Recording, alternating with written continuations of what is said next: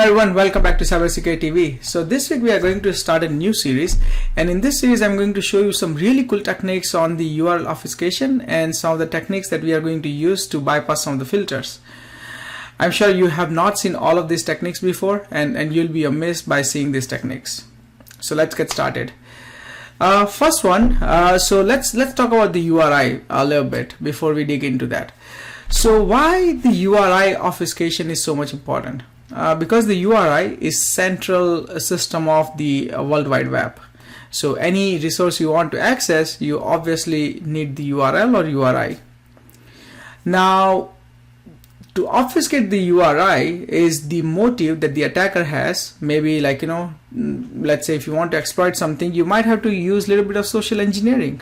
So for example, in the CSRF, you have to do the social engineering so someone can click on it. And that's the good example why you need this. The second example is, let's say you want to get the session cookie of some user, but you have to have user click on some malicious URL.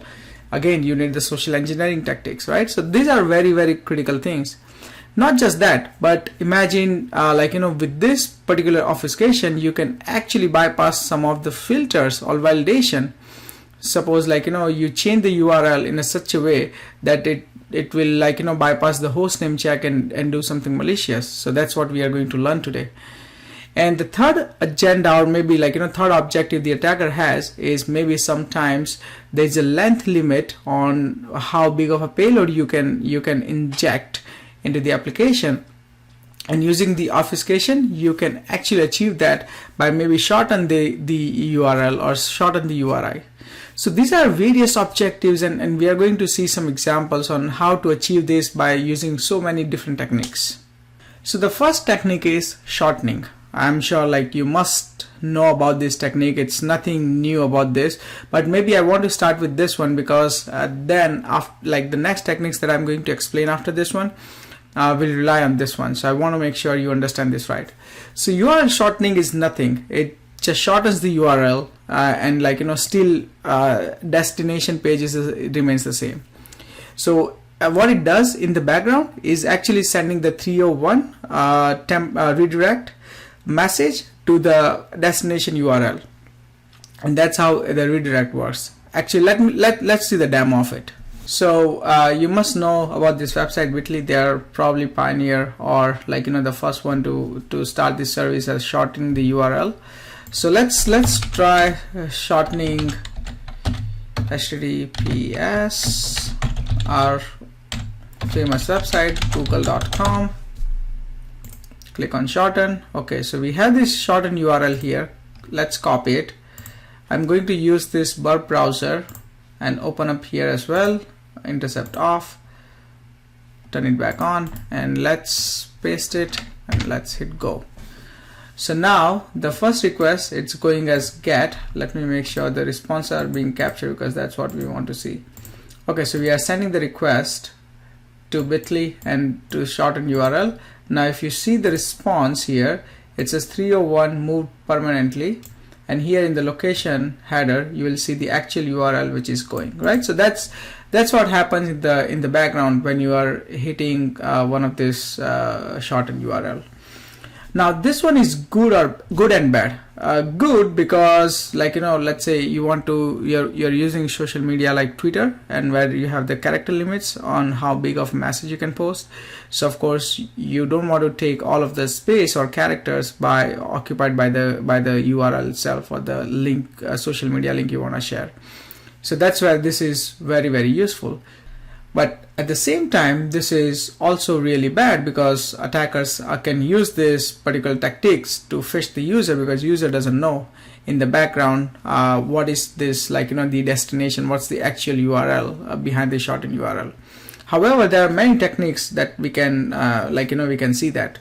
One of the technique we just saw, we can load it up in the Burp suite and we can analyze the 301 header, and then we can see. The second method we can also do is, let me take you to this page. So now most of the services have started this new feature called plus. So if you aren't sure about where the links are redirecting, it's possible to preview the link before clicking on it. To do this, simply add a plus sign to the end of any link in your browser. For example, this, just enter plus, and you'll be sent to the preview of page of the link. So for example, if we go here, it will actually give us the information. What's the link? What is the information of this link? So this one, it says destination is blog.bitly.com, right? So same way, we have this our shortened URL. If we just add a plus sign at the end, we should be able to see it's taking us to the google.com. So that's one way to do it. Second way, you can also use like a curl command. So if we curl, and then let's just use this, and here also you can see it's taking us to the google.com. Or if you need more information, you can add a verbosity or more information, and then here you can also see the location header, the same thing which we were seeing in the Burp suite, right? So these are some of the methods you can see that. And this website or this particular tool is really useful, because this one is your own URL shortener. So rather than using any outside or public one, you can have your own. So it's a small set of PHP scripts that will allow you to run your own URL shortening service.